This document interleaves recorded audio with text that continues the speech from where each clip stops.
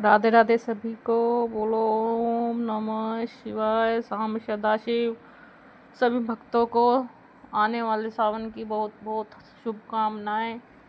सावन मास सभी भक्तों को प्रिय होगा क्योंकि इस महीने में भगवान शिव की आराधना की जाती है और भगवान शिव सभी के प्रिय होते हैं। भगवान शिव के प्रति प्रेम सभी को होता है क्योंकि कहते हैं एक धतूरे का फल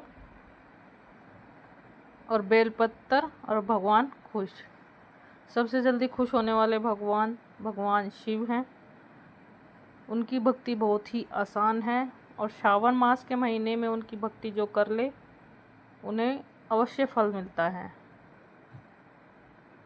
इस 2026 में 30 जुलाई गुरुवार से सावन शुरू हो जाएगा और 28 अगस्त को यह समाप्त हो जाएगा।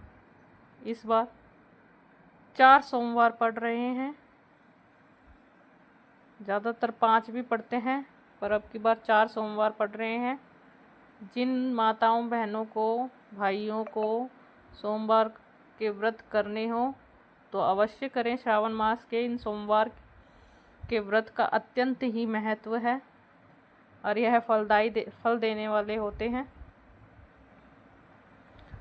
श्रावण का महीना हिंदू धर्म में सबसे पवित्र महीनों में से एक माना जाता है। विशेष करके भगवान शिव की आराधना के लिए यह समय प्रकृति में हरियाली और मन में भक्ति लेकर आता है। शास्त्रों के अनुसार श्रावण का महीना भगवान शिव को अत्यंत प्रिय है। श्रावण शब्द श्रवण से बना है जिसका अर्थ है सुनना। इस महीने में धार्मिक कथाएं सुनने और भगवान के नाम जाप करने का विशेष फल मिलता है। तपती गर्मी के बाद जब सावन में बारिश होती है तो पूरी धरती हरी भरी हो जाती है, जिसे शिव जी के सुंदर और जीवनदायी रूप का प्रतीक माना जाता है। सावन में चारों तरफ का वातावरण सकारात्मक ऊर्जा से भर जाता है, जिससे मन को शांत करना और भगवान में ध्यान लगाना बहुत ही आसान हो जाता है। सावन और शिव दोनों का संबंध बहुत गहरा है। पौराणिक कथाओं के अनुसार सावन के महीने में ही देवताओं और असुरों के बीच समुद्र मंथन हुआ था। उस मंथन से भयंकर हलाहल नाम का विष निकला जो पूरी सृष्टि को नष्ट कर सकता था। संसार की रक्षा के लिए भगवान शिव ने उस विष को पी लिया और अपने कंठ में रोक लिया। विष के कारण उनका गला नीला पड़ गया। इसीलिए भगवान शिव को कहते हैं नीलकंठ महादेव, हर हर महादेव। विष की गर्मी को शांत करने के लिए सभी देवताओं ने उन पर पवित्र जल चढ़ाया।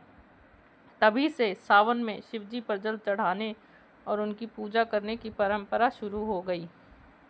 यह भी माना जाता है कि सावन के महीने में माता पार्वती ने भगवान शिव को पति के रूप में पाने के लिए कठोर तपस्या की थी। उनकी भक्ति से प्रसन्न होकर शिवजी ने इसी महीने में उन्हें दर्शन दिए और विवाह की अनुमति दी। इसीलिए यह महीना मनोकामनाओं को पूर्ण करने वाला माना जाता है। सावन के सोमवार के व्रत और पूजा के दौरान कुछ विशेष कहानियां सुनने का भी विधान है। एक साहूकार और उसके बेटे की कहानी। सावन के महीने में यह कहानी अवश्य सुननी चाहिए। यह सावन की सबसे मुख्य कहानी है। यह एक अत्यंत अमीर लेकिन निसंतान साहूकार की कहानी है। वह भगवान शिव का बहुत बड़ा भक्त था। शिवजी की कृपा से उसे एक पुत्र रत्न की प्राप्ति हुई, लेकिन उस लड़के की आयु केवल 12 वर्ष थी। साहूकार ने अपने भाग्य को स्वीकार किया और भगवान शिव पर भरोसा रखा।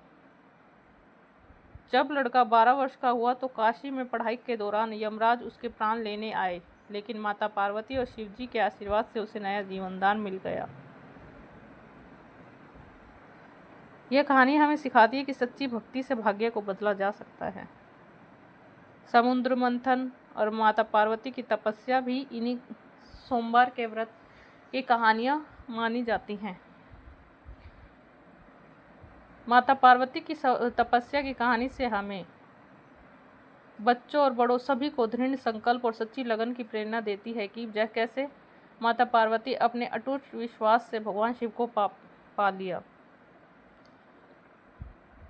भगवान शिव को प्रसन्न करने का और सच्चे मन से ध्यान लगाना अवश्य चाहिए, और उन्हें प्रसन्न करने का सबसे आसान तरीका है तांबे के लोटे में साफ जल लेकर उसमें थोड़ा सा गंगा जल लेकर शिवलिंग पर चढ़ाएं।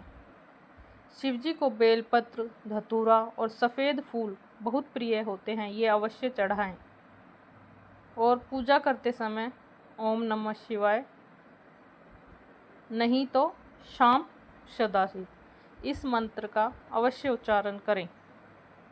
धन्यवाद। आप सभी को श्रावण मास की अत्यधिक शुभकामनाएं। भगवान आपकी मनोकामनाओं को अवश्य पूरा करे।